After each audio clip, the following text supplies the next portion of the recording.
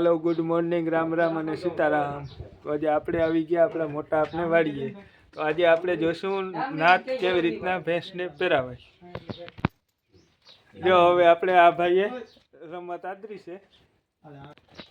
જો આવી રીતના પિલોરમાં બાંધવી પડે, કજાડ ભેંસ હોય તો।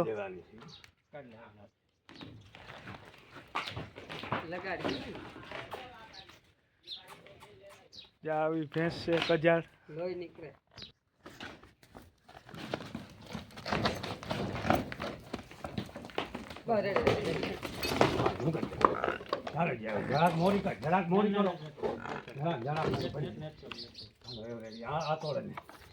હાલો તો ફાઇનલી નાત પહેરાવી દીધી આપણે અરભમભાઈએ।